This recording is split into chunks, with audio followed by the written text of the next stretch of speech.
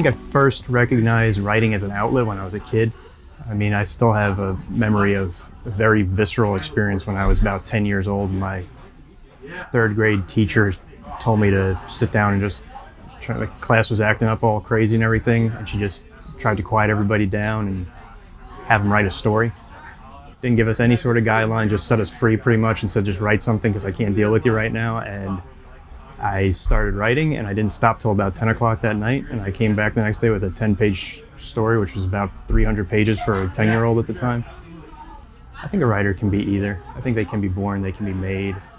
I think what's most important for writing is patience and just remaining dedicated to it. It's not something that I think comes too easily to most people. I think there's a cathartic aspect to writing, but I think patience and being willing to endure through the process of learning the discipline and the craft that comes with it is more important than being born. So I guess being made into one is definitely something I would lean more heavily towards.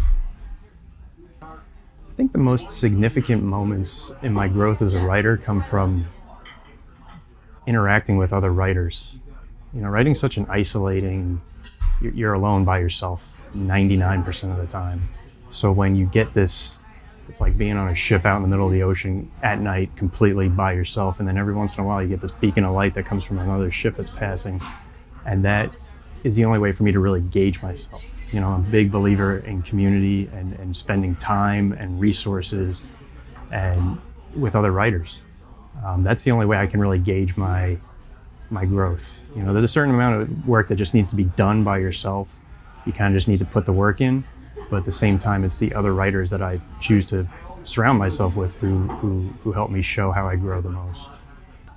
Some of the best advice I've been given is just not to listen to anybody else at the same time. I mean, we're talking about art right now, you know, there's no steps 1 through 10 to get to that process. So as much as I love my community of writers, sometimes the best thing you can do is throw everything everybody else said to the wind and just like kind of, you know what I mean? You're still gauging yourself based off of your community, but sometimes that comes down to like not listening to anybody at all. You just need to do what you feel is right. You know, I think that's how innovation happens a lot of the time, is like somebody branches out of what's been considered the norm, the beaten path, and they're able to kind of create something entirely new from that.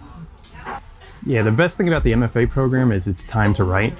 It's time to literally just sit down and focus on the craft.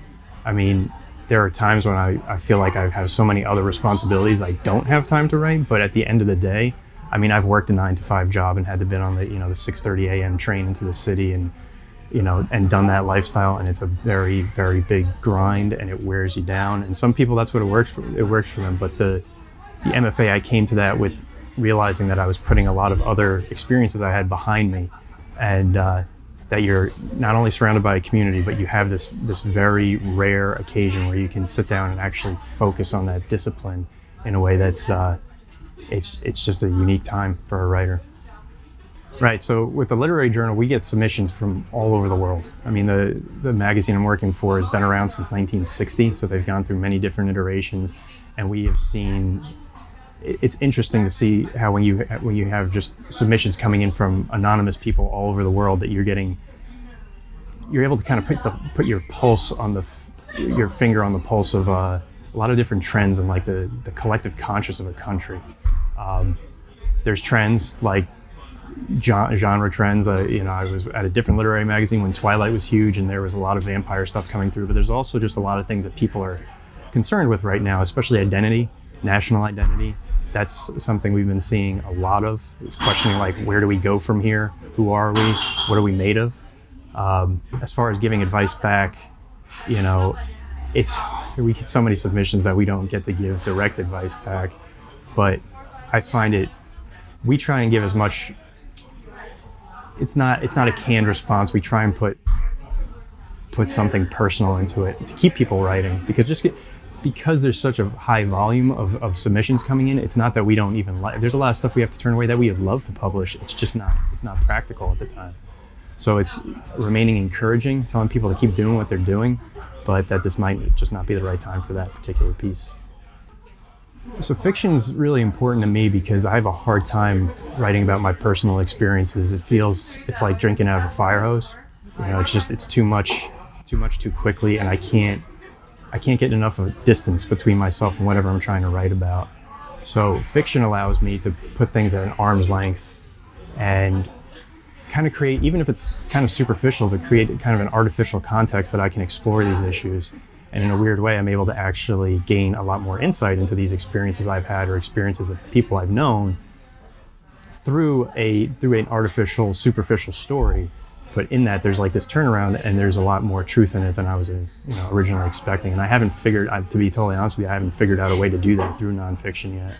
I find that to be incredibly challenging in fiction. You can get really pretentious and literary about it, but at the end of the day, fiction is just people telling good stories. Like, you can look at two people tell the same exact story, and it's a completely different experience from one person to the next. So like one of the big benefits of bringing that academic, the more traditional training to veteran writers is I get this reaction sometimes from other veterans, like they hear MFA, they hear even bachelor's degree, and they kind of like, oh, I can't do that. Oh, I hated school. Oh, that's not my thing. And it seems like it's very inaccessible, and I want to break that barrier down. It's just like, I have no idea what I'm doing 9 times out of 10. You know what I mean? It's about telling good stories. Everybody has a story to tell. I'm always blown away when I sit down and workshop with people and they say, oh, this is the first time I've ever written anything. I've never done anything like this before.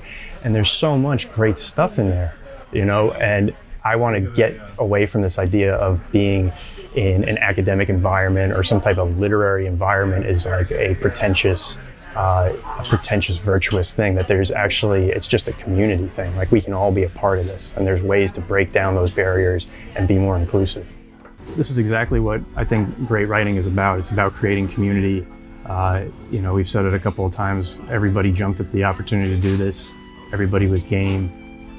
I got to the airport. I didn't even know what the address where I was going when I got into Boston was, and I'm just happy to be here with everybody.